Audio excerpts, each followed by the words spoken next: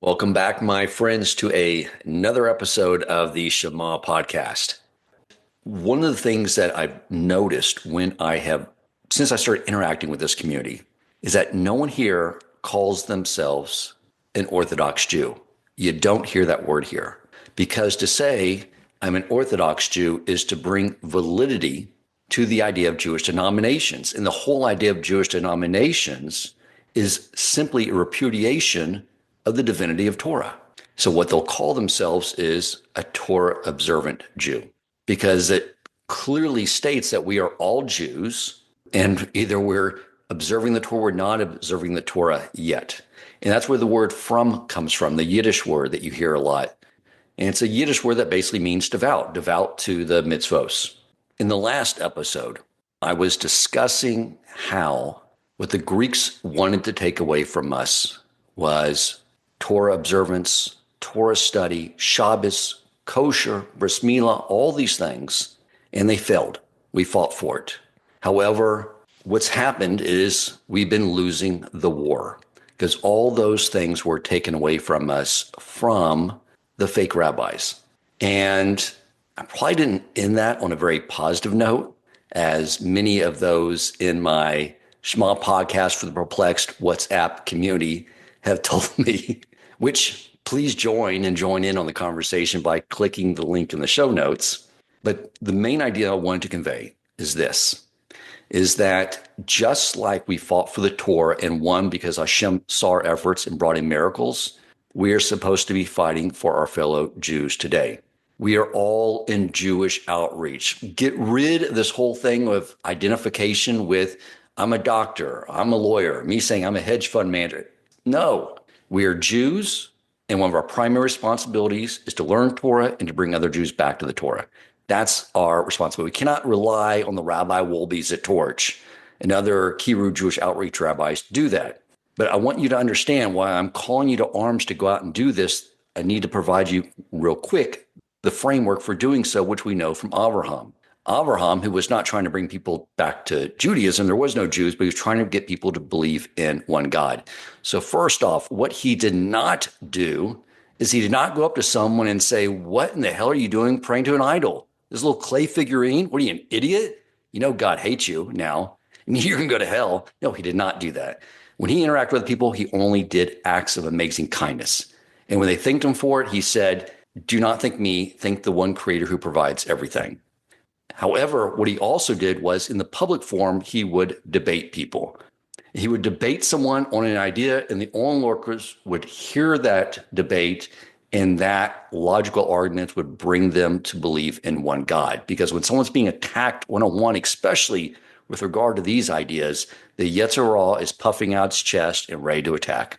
So the idea here, my friends, is that I want us all to be in Jewish outreach. I want us to do that through doing acts of kindness, being the best Jews we can be. But it's through this medium of podcasts that you can share them with other people and just begin to educate them. So I wanted to build on this whole idea of this Jewish denominations. I wanted to go through the entire history of it because it's gone on for a long time. I wanted to find formulaically if there is any consistency in what brings them into existence and why they go away, because they always do. And so, of course, I had to bring on the perfect rabbi to discuss the history of Jewish denominations. I have the amazing, great, brilliant Rabbi Ken Spiro to take us through a crash course on Jewish denominations.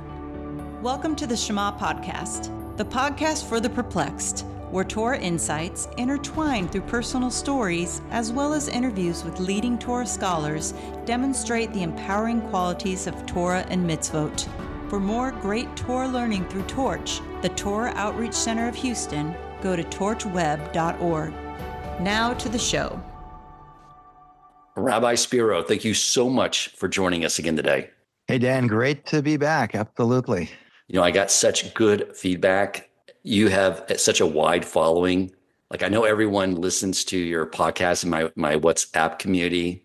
And once I mentioned to them we were going to do this, I think several months ago, after you came here to Houston, they've been asking me incessantly, well, when are you going to have them back on again? So we're here. So I'm going to hopefully get this out today for them. You know the question. I'm going to let you just sort of get into it. I want to go from the very beginning when this all started happening, educate us on how these denominations come in and out of existence and what we can learn from that to, again, really the goal is we can learn from it to help our fellow Jews return back to their Torah and Hashem. Yeah, so we got to rewind through history, Dan, and focus on, Judaism comes into existence, as you mentioned. You mentioned Abraham. I mean, I call him the proto-Jew. There's no formal Judaism at this time because formal Judaism doesn't begin really till Mount Sinai. One of the things, our listeners have to be aware of is that Judaism is, you use the word, you talked about the word religion. It's not really religion, but it's a faith, a spiritual worldview, whatever term you want to use. But it's also a national identity. So the two of them go together. It's important to appreciate that even if you are a completely non-observant Jew, and you're still part of the Jewish people. And even if you are a religious Jew and don't live in the land of Israel and are not part of the national component, you're still part of the Jewish people. It's not a zero-sum game. So we have our origins as a nation, which begins as an extended family tree that comes from Abraham to Isaac to Jacob and then his 12 sons. And, I'm fast forwarding through the entire book of Genesis here to the beginning of Exodus, where 70 souls go down to Egypt. And basically 210 years later, a nation of an estimated 3 million people come out. And God puts us into Egypt to take us out, to bring us to Mount Sinai. This is traditional Jewish understanding. Passover is not about freedom, just to get a plane ticket, a passport, and a credit card and go shopping in Europe or America. It was to be taken to Mount Sinai to accept the Torah, to get this body of wisdom, which is created by the infinite, perfect intelligence God, to be used as the master plan for specific people whose job it was to not be superior to the rest of the world, but to be a role model for the world. The whole idea of chosen people, which is very misunderstood, is that Abraham essentially on his own, as a private faith, so to speak, chooses to live with the reality of God in a world that is completely devoid of that relationship, that is basically degenerated into idolatry. And so he chooses to take a unique responsibility for himself and for his descendants, us, the Jewish people, to be, as I always call it, the God Squad. To be the people whose job it is to teach humanity about reality. And it's also important to understand when we're dealing with the idea of God, that we're not talking about like there's a world and the pagan kind of view, there's a mountain up, and on top of the mountain's a cloud and it's Olympus and there's some gods living up there. The Jewish understanding of God is infinitely profound and impossible to get our mind around. We're talking about that the entire physical universe is a projection of God's consciousness, so to speak. It's a completely different way of looking at reality. We're not doing a class on how radically transformatively different Judaism was from anything in the pagan world, but that changes everything, because then to connect to God is to connect to reality. And we chose for ourselves a unique responsibility, not privilege, to be the people whose job it is to do that. So we're kind of like the hardware, and hardware needs software. Hardware is neutral. I always say Jews are like a rocket ship. A rocket ship can launch a communication satellite or a nuclear intercontinental ballistic missile with a nuclear warhead on it, God forbid. So the hardware, there's certain Jewish personality traits of radically transformative thinking, drive, caring about the world. Non-Jews can have these traits also, but Jews overwhelmingly have them. I have a whole presentation on this. Maybe we'll have a conversation about this at a different time, about the uniqueness of the Jewish personality. Touch on the necessity to be a thick-necked people, to be stubborn. That's criticism is leveled at us in the Bible after the golden calf story. Pretty amazing story all by itself. We hear God speak and say, I am God, don't worship idols. And, 40 days later, okay, a very teeny percentage of the Jews are dancing around a golden calf. And God says, this stiff-necked people. But to be able to stand up to the world the way we have, to be able to outlast the greatest empires, many of whom tried to destroy us. We're coming up to Hanukkah right now. There's one of the best examples in history of history's first religious ideological war, when the Greeks were not trying to destroy Jews. They were trying to destroy Judaism, the only monotheistic faith in the world at that time. But to be able to transform the world in ways that are so profound that very few people recognize how much of humanity runs on a basic software operating package that comes from the Jewish worldview, in terms of not just spirituality, but morality, ethical monotheism, the 10 Commandments, the ideas that are the foundational principles of Western liberal democracy. You got to be a pretty stubborn guy So we stick to our guns regardless, which is a blessing and a curse. The blessing is we outlast them all and transform the world. And even when we lose everything, we still manage to change the world despite ourselves sometimes.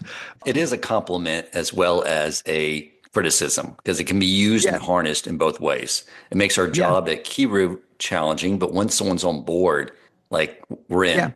Yeah, exactly. But it makes Jews extremely hard to unify and very fractious. The hardest job in the world is not to be the emperor of China with over, or Xi Jinping with 1 billion Chinese or 1,500,000,000 Chinese, is to be the mayor of a town of 100 Jews, because Jews are incredibly fractious. But that we're the hardware. We go to Mount Sinai. We accept the software package called Torah, which is not for God. God doesn't need anything from us. It's for us. It's the perfect system to allow us individually and collectively to elevate ourselves and be humanity's role models, because our job in the world is not to convert or conquer the world. The only Jewish empire in history has been Hollywood, and it's definitely not a source of Jewish values.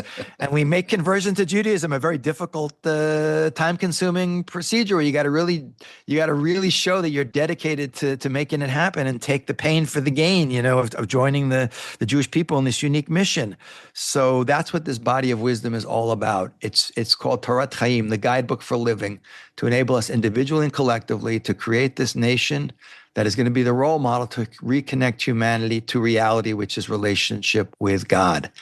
And those things are inseparable. The last thing to throw in there, which is not really our topic today, is the only outlet that we can plug into, the only soil that we can really grow properly in, is the land of Israel, by the way. It doesn't mean Jews can't thrive even for centuries and have great communities. But one thing history shows is there is no long-term permanent future for Jews in the diaspora living outside the land of Israel everywhere. And the more comfortable we have gotten in human history, whether it's in Spain or in Germany, or look what's going on in America today with a 360% increase in anti-Semitism, one way or another, we got to get out of there, because we got to be planted in the land of Israel, the tree that is the Jewish body, with the soil that is the land of Israel, with the nutrients, the water that is the Torah, and that's the winning combination. Why am I talking about that now? Because when we deal with the whole idea of schism in Judaism, we have to appreciate that when people vary from that formula, it's kind of like what they see that there's a quote that's attributed to Einstein that he never said, that the definition of insanity is repeating the same experiment over and over again, expecting a different result. Time after time, we've seen that when people basically distance themselves from basic tenets of Judaism, which doesn't mean that Judaism is not adaptable and changing. Judaism is based on principles. Technology changes. Situations change. The fact that we were able to survive outside our land for thousands of years and without the basic institutions that are fundamental to the Jewish political, spiritual system, kingship, priesthood, a Sanhedrin, a Jewish Supreme Court, is a testament to the flexibility of this unique system that enables us to adapt in any situation we find ourselves in. But when we remove ourselves from that system, that's when things go south really fast. And we see, by the way, that from the time we leave Egypt all the way through 40 years wandering in the desert because none of the men would ask for directions, or because they gave the wrong directions. And then we enter the land of Israel, and we spend like almost 4 centuries during the period of time of what's called Joshua and Judges in the Bible, where we're living in the land of Israel through a First Temple period of 410 years. All during that period of time, we have the basic infrastructure of Judaism. We don't have a king during all that time, but we have either a portable sanctuary called the Tabernacle or the Mishkan, or we have a temple in Jerusalem, and we have a court system. It's kind of like you have in America. You have the lower courts and you have the Supreme Court at the top, the Sanhedrin. We have sometimes political leaders called judges, and later we have people called kings. But with that, and most importantly, in many ways, we have prophecy. And why is prophecy so important? Because prophecy is the direct connection to God. Like you can call him on the red phone and get answers and things like that.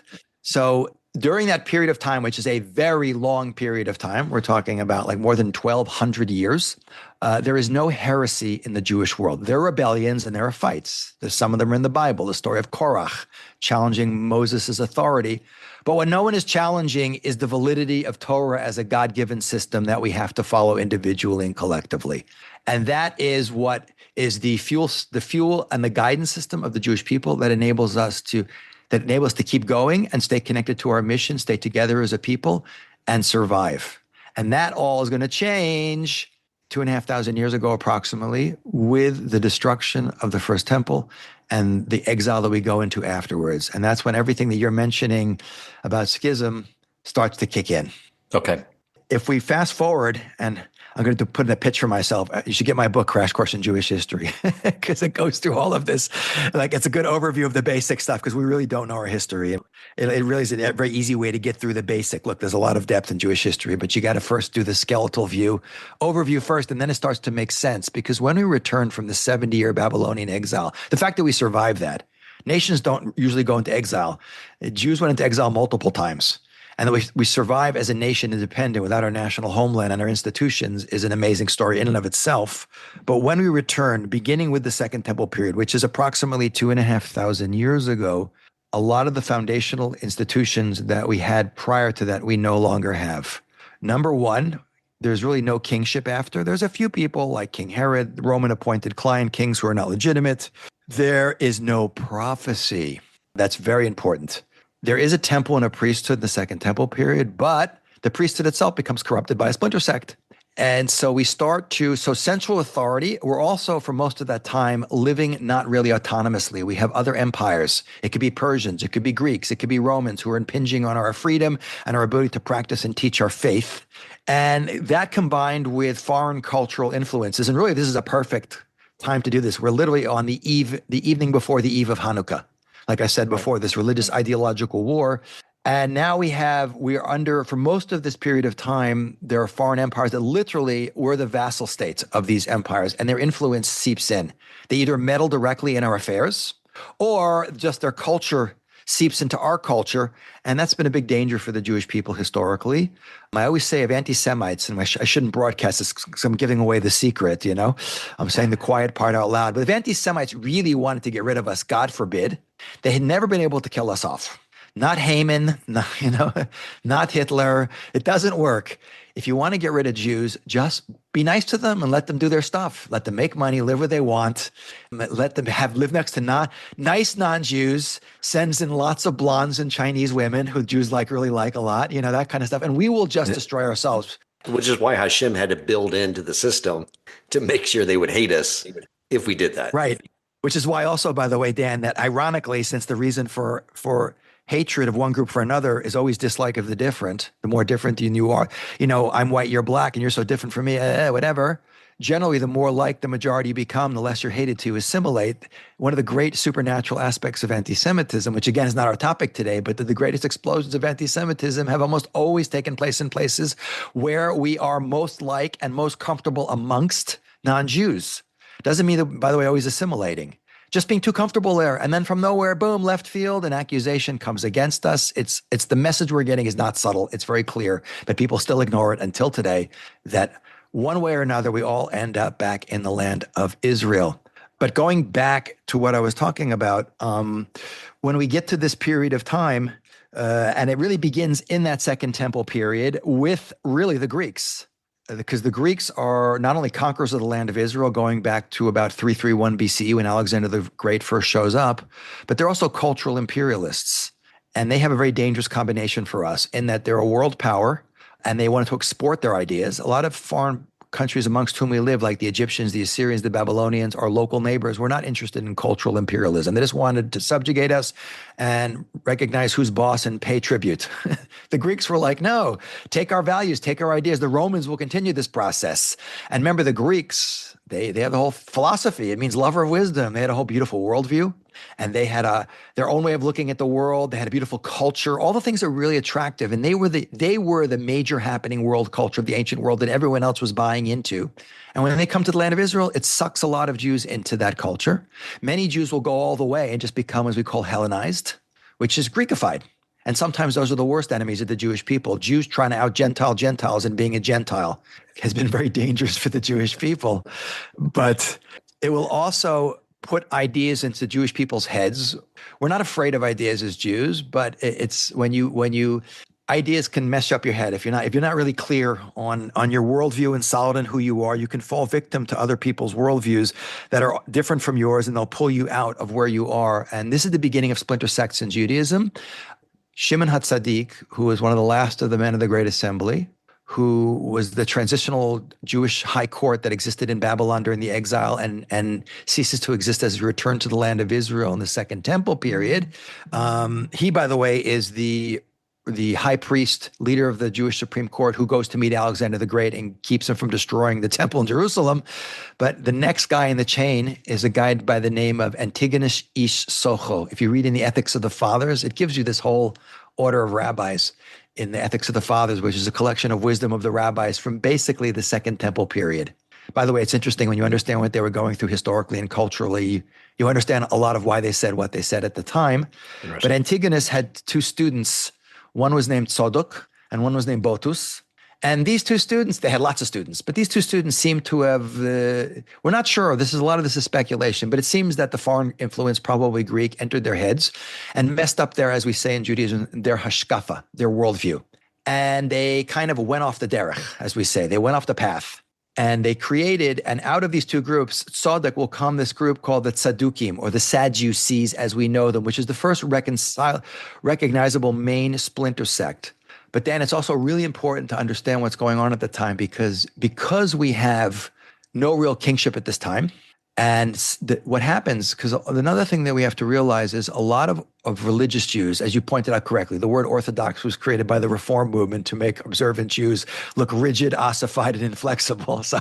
But a lot of Torah observant Jews, also known as Orthodox, I always say I never define myself as that. I'm a TO. I'm a BTTO, I'm a Baal Tshuva, Torah observant Jew.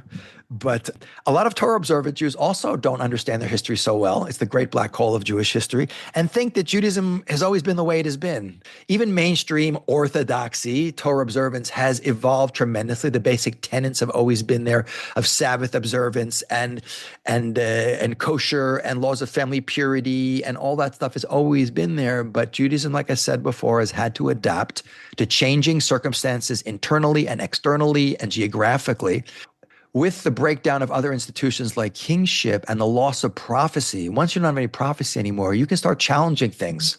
And God's not going to speak and confirm stuff anymore because he's not speaking through anyone, a prophet you can test to prove that he really is talking to the big guy upstairs. We don't realize how amazing it must have been to have even one minor prophet who had even a low level of connection with the infinite creator of the universe.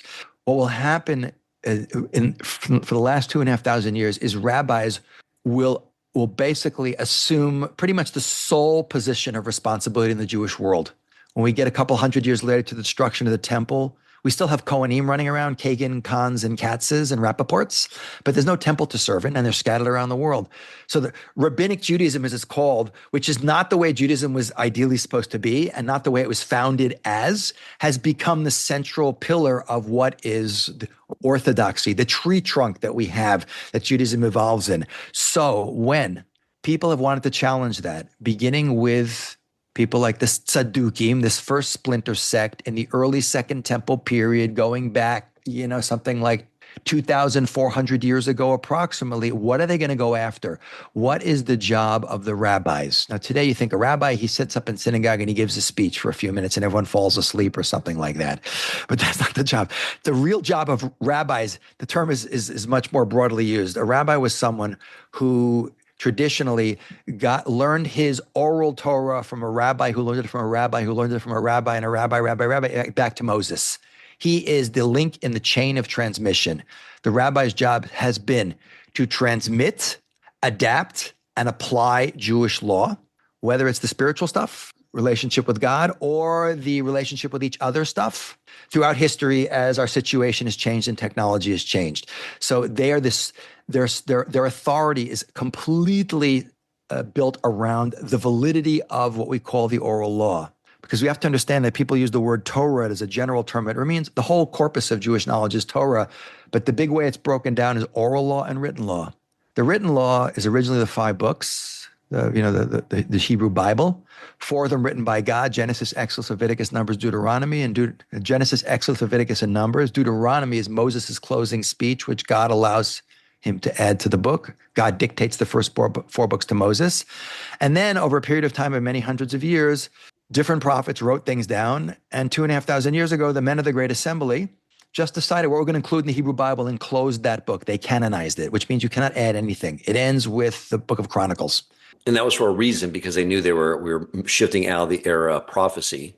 And Exactly. And anything, it's almost like everyone's about to have a blindfold on. So before they go blind, let's canonize our Bible and create a sitter for these guys. exactly. Right? Exactly. And to be in the Hebrew Bible, any 24 books of it, from the book of Genesis to the book of Chronicles, it has to be authored by a prophet and have a message that's eternally relevant to us. But what's the oral law? It's not a history book. It contains references to history. It's not a culture book. It contains cultural references, but we don't learn culture from it. It's not even a law book. It mentions all the commandments, but we never learn Jewish law from that. It says an eye for an eye, a tooth for a tooth. No Jew believes you poked out mine, I'm poking out yours. That's a fundamentalist scriptural interpretation, which is not what Judaism is about. The second half, which is totally different, is what's called the oral law. And that's what Moses is getting at Mount Sinai when he's up there for 40 days. And the simplest explanation of the oral law, which is shocking, you can even ask lots of Torah observant Jews, tell me the definition of the oral law in one sentence. I'll give you the one sentence. It's from the Rambam, Maimonides, from 900 years ago. He says it's the 613 commandments and the principles of how to apply them. That's how you live as a Jew. That's how you live as a Jew. You cannot live as a Jew without the oral law. It says, don't do work on Shabbat, but nowhere in the written law in the Bible does it say what work is. It says, put tefillin, let the totafot beinenecha, but it doesn't describe what tefillin is. A little black box, what's inside it. It says put a mezuzah on the doorpost of your house. But the doorpost in Hebrew is the mezuzah. How do we know it's this box with the scroll in it? That's the oral law. Now, how it got from the simple stripped down version of what Moses brings down, 613 commandments, here's how you apply them, to the Mishnah and the Talmud and the Brisa and the Midrash and contemporary poskim, as we call them, halachic authorities who are rendering decisions, Jewish law, all the way to the present, is a fantastically long story, which maybe we'll do an episode on at a different time, but not for now. But that is how we live as a Jew. It's the oral law, the Torah Shebaal Peh. The rabbi's job has always been to transmit, interpret, and apply that law, and especially with the breakdown of national Jewish presence in the land of Israel and the loss of certain basic institutions, prophecy, priesthood, and kingship, the rabbis have assumed the sole authority, and it all circles around the oral law. So at every single splinter sect, until recently modern times, went after is the oral law. And what do they say? It's made up. Rabbis made it up to give them authority. That's been the basic challenge ever since. And the first group of people that comes out of are called the Tzaddukim. And by the way, if you read the great first century Jewish historian Josephus, he talks about these people who tended to be a small minority of the Jewish people in the land of Israel. A lot of priests were Tzadduki high priests, Sadducees priests, and some elite upper class people. It's typical of a lot of extreme movements you see in the world today. Like the very hard left in America is a small percentage of the population. It's not the average Democrat, but they're highly concentrated in universities, the entertainment business, the media. So their spread and their reach is very powerful. To have all these high priests being tzaddukim is very destructive. And they basically do things their own way and stop doing things the way the Jews had been doing them since Mount Sinai in many different ways. So what was their argument or maybe their mindset that caused them to come to that conclusion? I mean, was there built-in bias that wanted them to discard the oral Torah as being divine as well? Or is it for the reason you just stated, which they weren't the scholarly ones that were making all these, transmitting it, and they felt they had too much power? Did it come down to just that? Like I can't talk to them live anymore. They've been dead. But it's very clear from what we see, it's all about ego. Because if the rabbis have all the authority and everyone's listening to them and you want to challenge that authority, then you have to undermine the base of their authority, which is the oral law. It's not coming out of, we suddenly learned the truth of, a half a millennia past Mount Sinai, or much later than that even. We suddenly learned, we figured out the truth about what's really going on in the story. No, that's just nonsense. It's about ego. It's about power. That's and it's going to impact how they keep Jewish law, how they operated in the temple itself, and also their worldview. Like the Sadducees, as Josephus, the great first century historian, describes it, he says these are people who denied the notion of God acting in human affairs. They denied the notion of life after death, because there's also a whole corpus of hashkafa, of Jewish worldview, how he believed the world works. You can read, if anyone wants to know what that is, it's the 13 principles of faith that are based on the teaching of Maimonides that appear in every, traditional Jewish prayer book. The nature of God, the oral law, Moses's prophecy being the highest level and unchallengeable. There's all this stuff is in there. So they're just ripping it to shreds, and that's going to be extremely problematic. And this is the beginning of an offshoot branch of the tree, which goes off. And by the way, what happens to the Tzaddukim?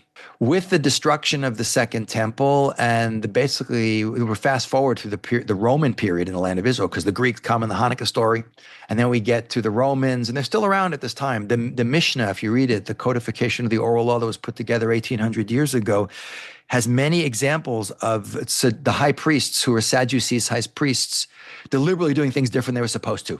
And it's talked about in the Mishnah, and the people getting very upset at them for doing it, and it's very problematic. But they die out with the destruction of the Second Temple and the exile. There's no more Sadducees left today. But that's not the end of heresy in the Jewish world. If you want to fast forward, there's a lot of groups we can talk about, but another great group is the Karaites. Okay. And Karaites are another. The origins are much in question, and exactly when they began and who began them. But I'll just share one thought. Karaitism, as it's called, is another offshoot of mainstream Judaism that probably starts going back to the time of the Babylonian exile in the Common Era around the 8th century, 8th, 9th century Common Era. We're really not sure, because the first diaspora community in the Jewish world is in Babylon. And there will be rabbis there. This is after the Jewish Supreme Court no longer exists, but there'll be a court system of rabbis, and there'll also be a Reish Galusa, a Jewish temporal leader. And one of the theories is that these are all descendants of King David, who were they were kind of like the representative of the Jewish people to the local Babylonian and later Persian authorities. They'll represent the Jewish people. One of these people was supposedly bypassed. His name is Anan ben David.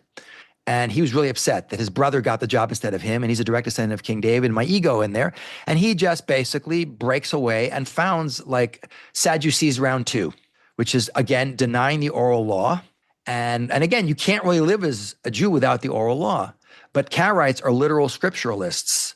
So they take everything very seriously. By the way, there are still Karaites in the world today. They also, we know, and they're often more literal scripturalists. Doesn't mean we give up Judaism. It means we have to interpret what's the quotes in the Bible in a literal way without the oral law there to help us.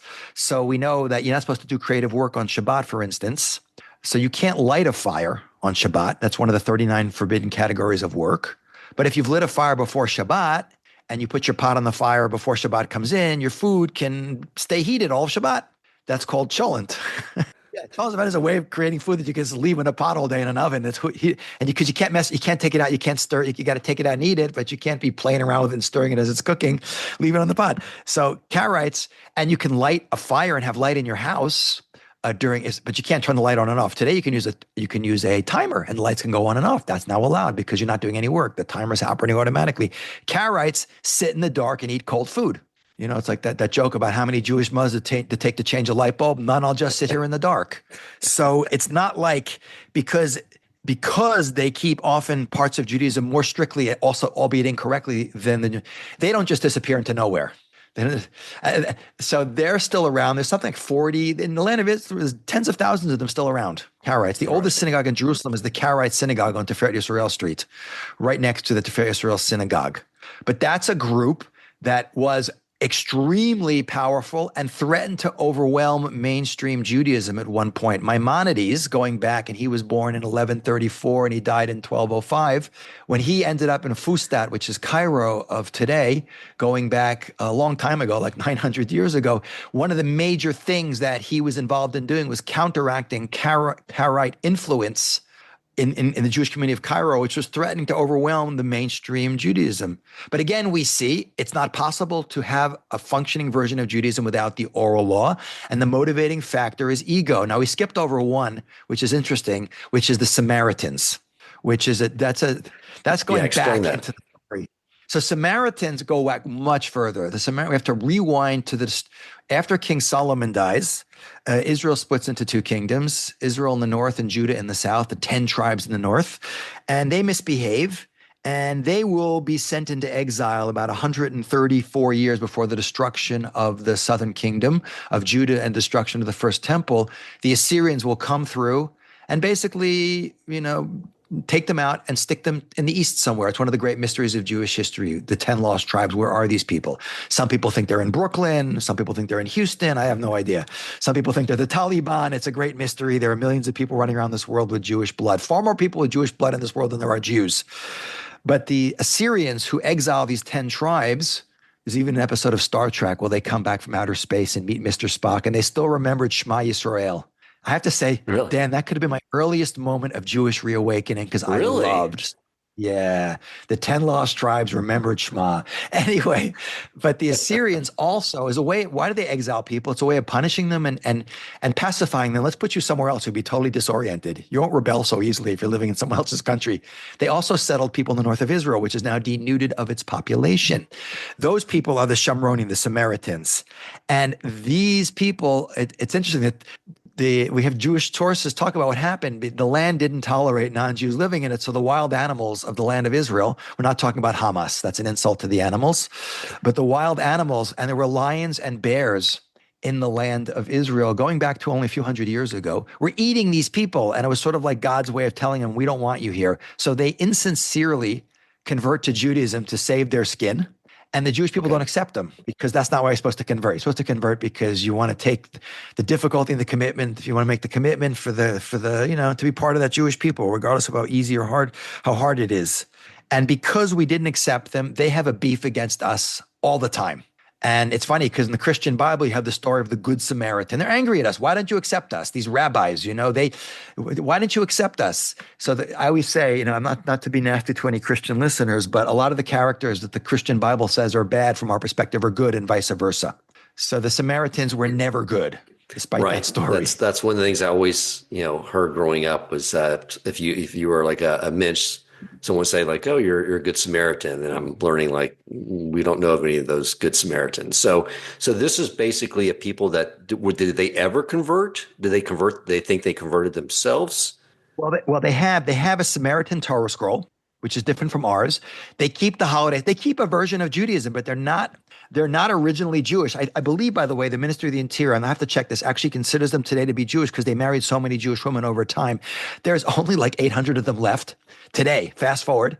Again, they keep the Torah just in a different version, not part of mainstream Jews. They're always instigating against us. In the story of Hanukkah, by the way, when Alexander the Great detours from his campaign to the east to India, he comes down, takes Lebanon, takes Tyre, marches down through the upper part of Israel, the Galilee region, meets the Samaritans who tell him, these Jews in Jerusalem, they're bad news. They have a temple. Go destroy it. He's marching down. They incite Alexander to go attack Jerusalem. That's how much they hate the mainstream Jewish world. And that doesn't happen. Shimon HaTzadik manages to save the show. It's a great story. But until today, they consider themselves, it's interesting, they say that they're the authentic real Jews. Wow. Even though there's only like 800 of them left. Okay. Yeah, but they're not originally, but unlike, they're grafted onto the tree. They're not a splinter that goes off. So you have, and by the way, in the Second Temple period, you have other groups of people like the Dead Sea sect, the Essenes. And there's much speculation about it. Much of it is based on what we know from the Dead Sea Scrolls, which were found in an archaeological site called Qumran, which is discovered by accident by a Bedouin shepherd, Muhammad al-Dib, in 1948 on the eve of Israel's independence, throwing rocks into a cave while watching his goats.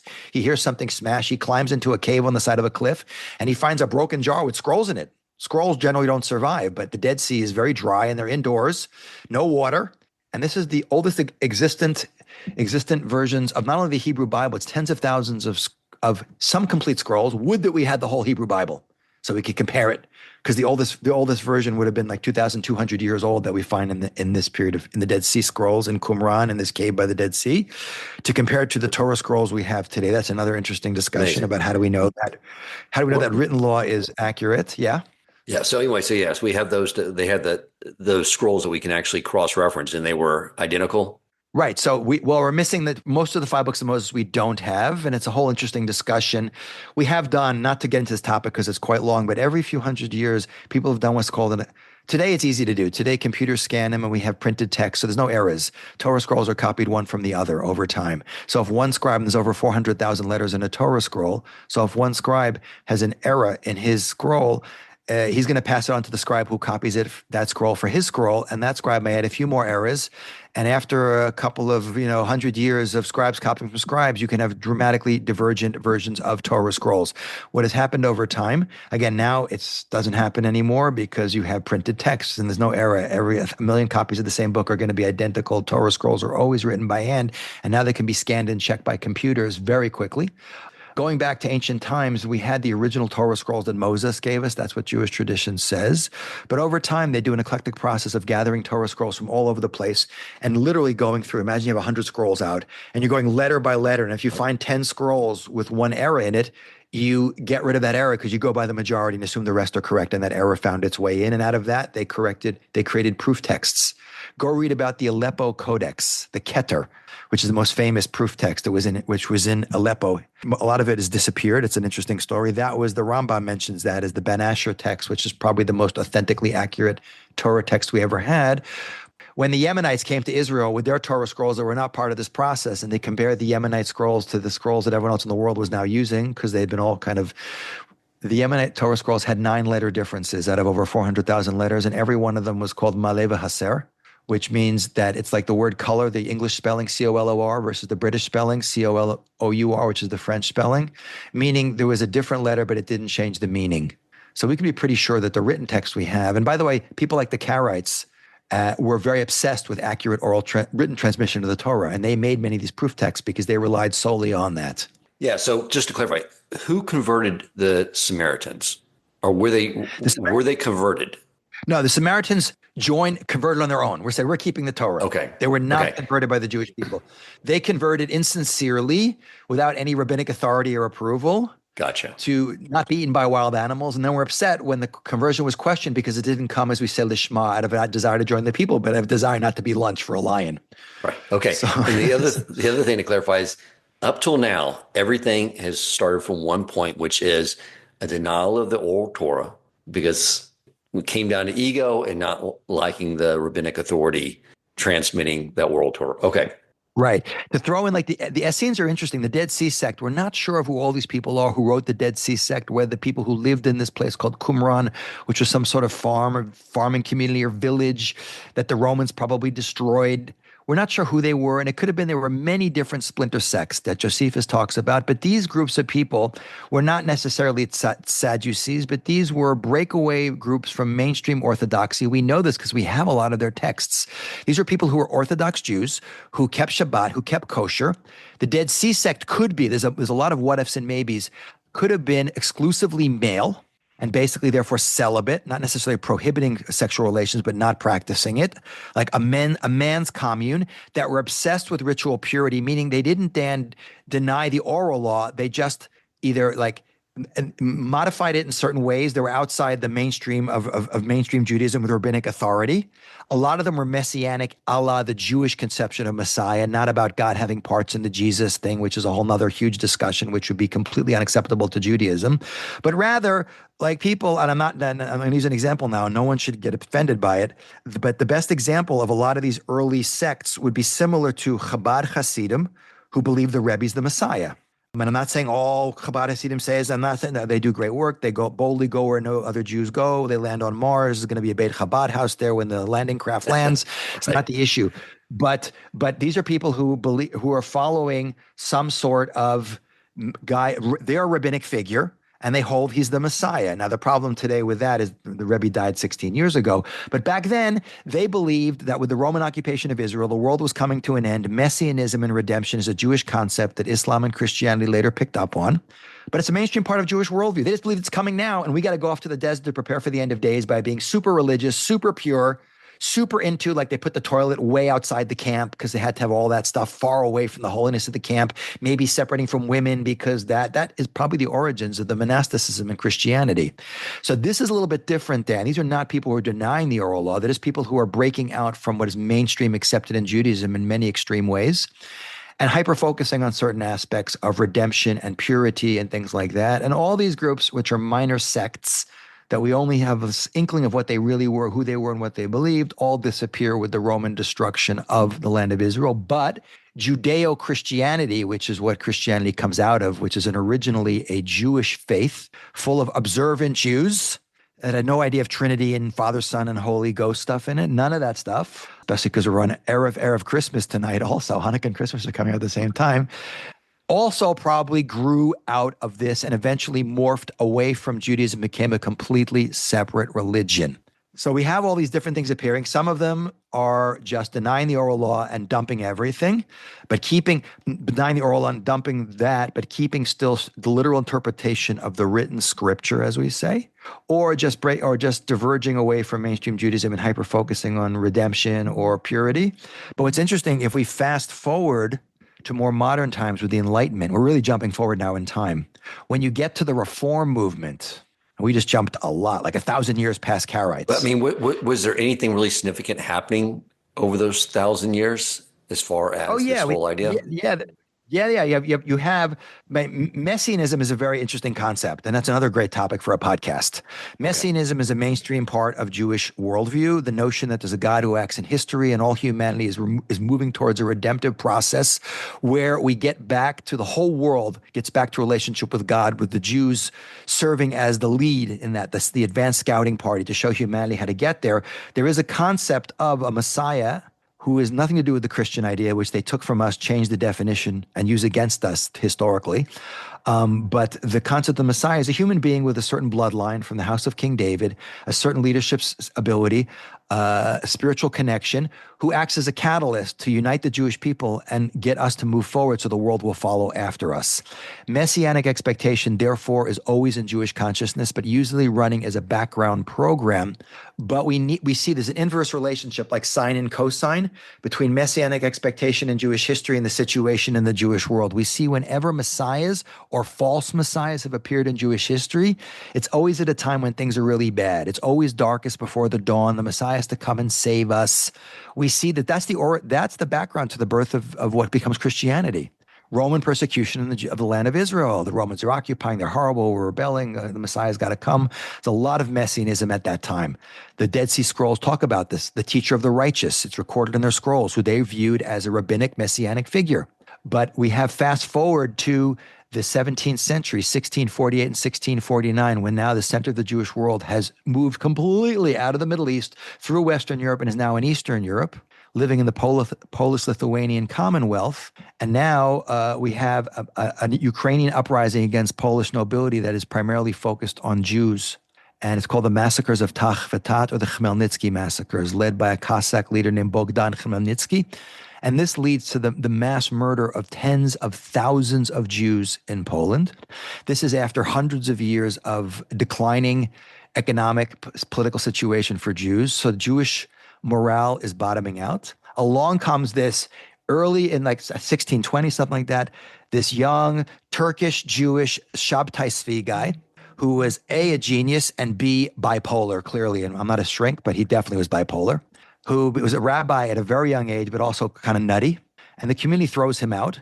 He ends up wandering. I'll give you the really short version of the story. He ends up wandering into Gaza. He meets another real interesting character, Nathan of Gaza, who convinces him he's the Messiah.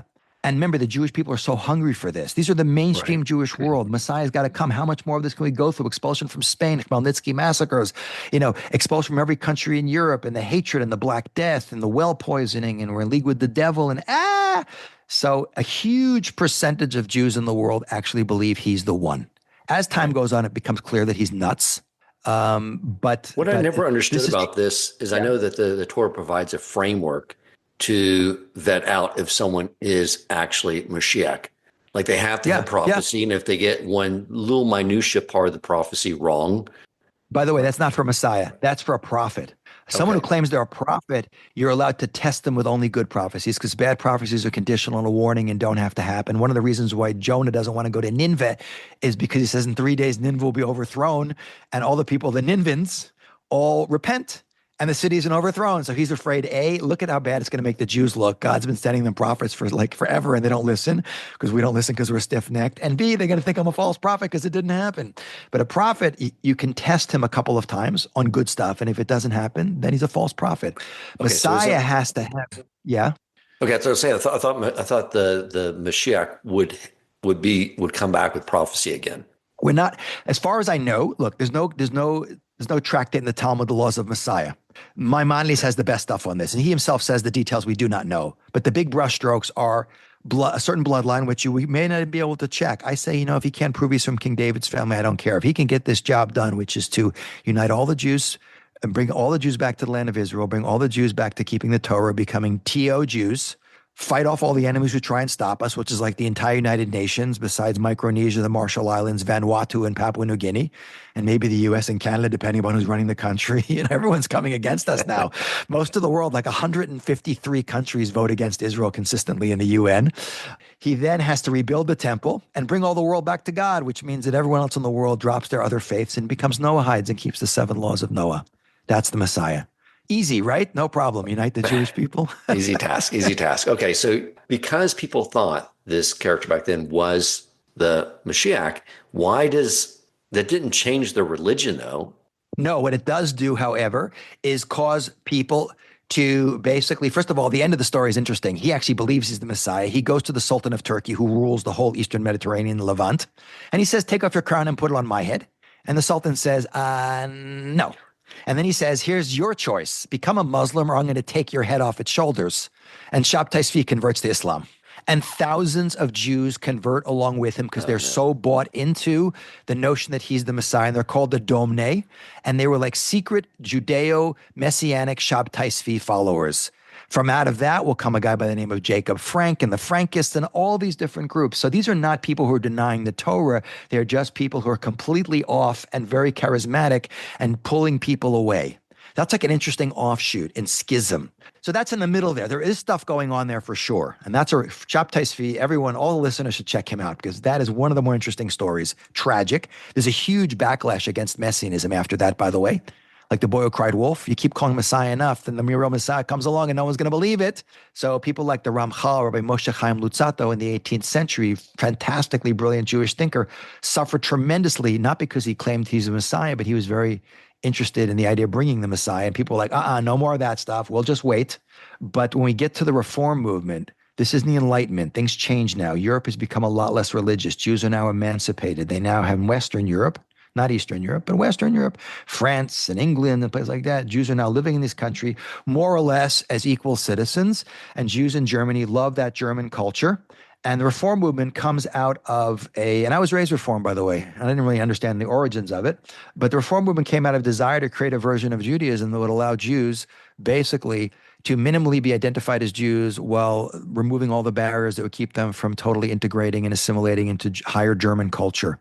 And what do they drop is amazing, Dan. They drop all of Jewish observance is irrelevant and is suited for a period of time in the past that is not relevant today. It says... so this is the first time that a group of Jews said not only is the oral Torah not divine, but the written Torah is not divine as well. Well, the written Torah is interesting. Well, first of all, they say all Jewish observance is irrelevant. The Karaites never did that, nor did the Sadducees or anything. They did their own version of it. This is like we're not keeping anything anymore. As far as their relationship with the written law goes, that also is being challenged in the later 19th century biblical criticism.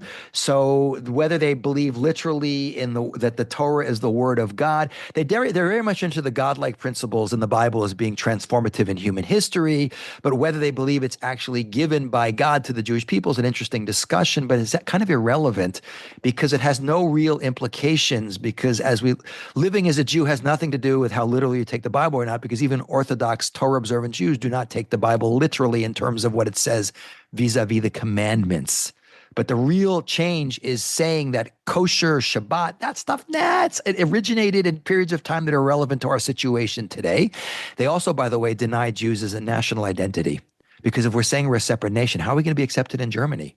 We got to be Germans of the Mosaic persuasion from Moses. There are Germans who are Catholic, there are Germans who are Protestant, there are Germans who are Jewish. It's our side religious affiliation.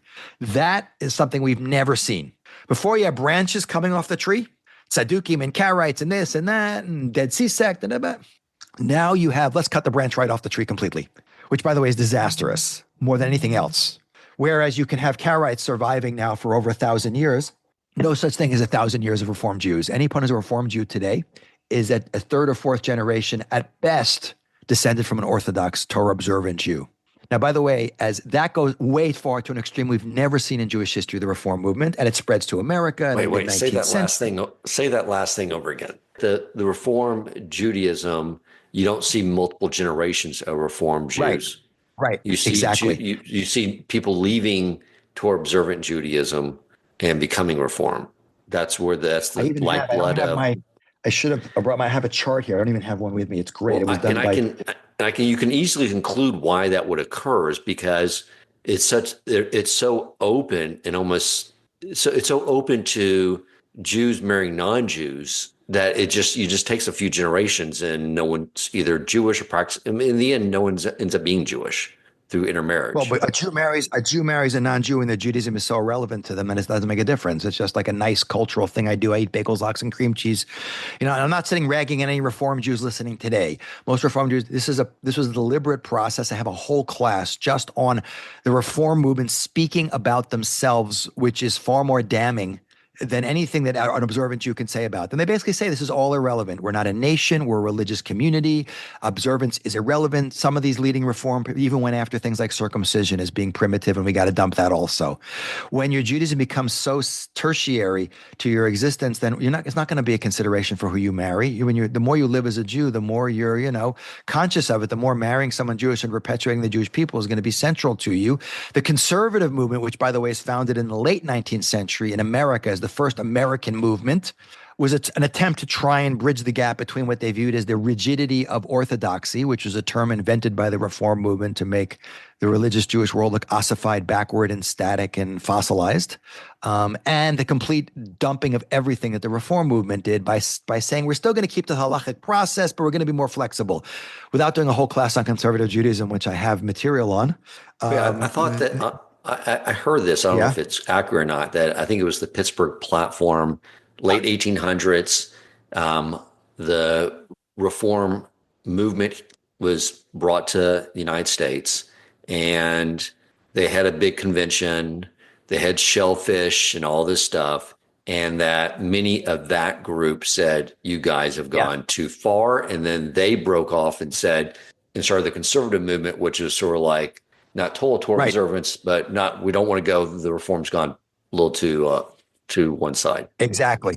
By the way, I just listen to the Pittsburgh Platform, 1885. It says, "We today, this is the Reform movement moving to America as the mainstream movement, and it becomes the biggest movement.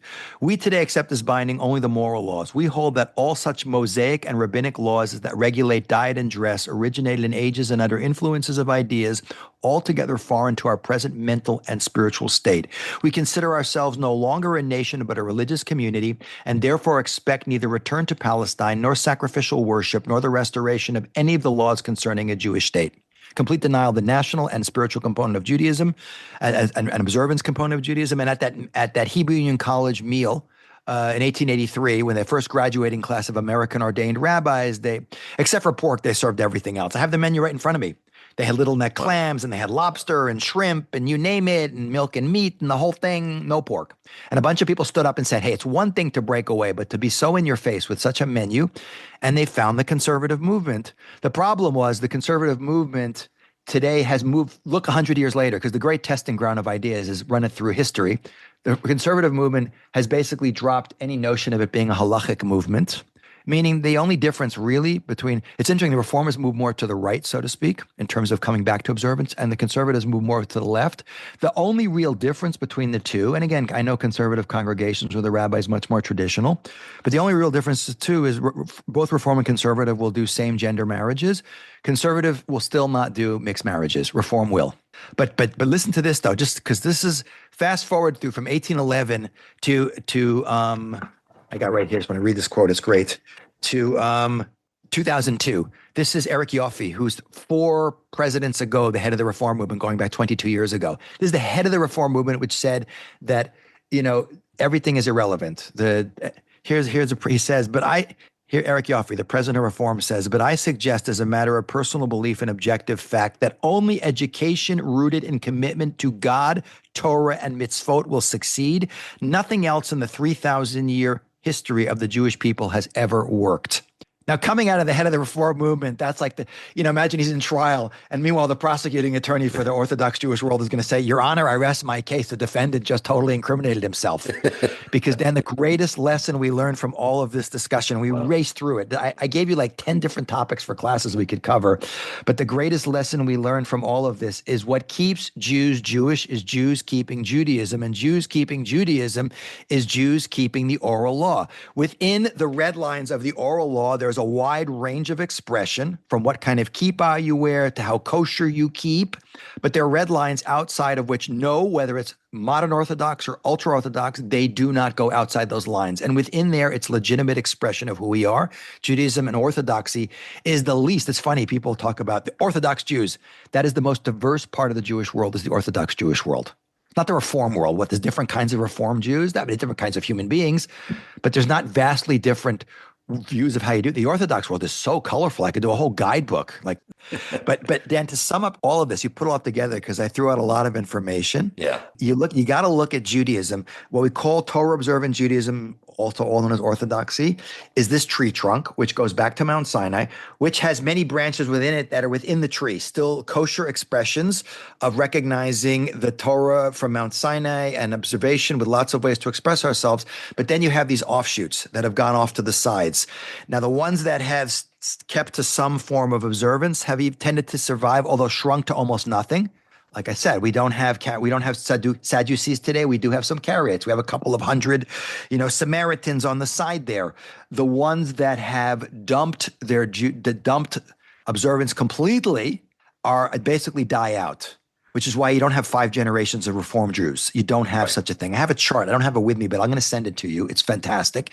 It's done by 2 guys who are actuarial guys, and they take 100 Jews and go through 4 generations, 100 secular Jews, 100 Reform Jews, 100 conservative Jews, 100 Orthodox Jews, 100 ultra-Orthodox Jews. Like secular Jews, 4 generations, you have like 3 Jews. Reform, after 4 generations, you have like 7 Jews. Conservative, 100 Jews, after 4 generations, it's something like 30 Jews. Or even less. Then you get to modern Orthodox, you have like 100 Jews, you have like 300 and something Jews. And ultra-Orthodox, you have like 2,500 Jews. I'll send you the chart. You can share it. Yeah, I'm going to put it on the show notes. I didn't quote it exactly, but it's so clear. These are the people who do the odds on insurance. There is no debating this point. The head of the Reform movement says it himself. When Jews leave Judaism behind and stop living and learning as Jews, they're doomed. Maybe not in 1 generation, but always by 4, and never past 5. Doesn't happen. We just assimilate out and disappear.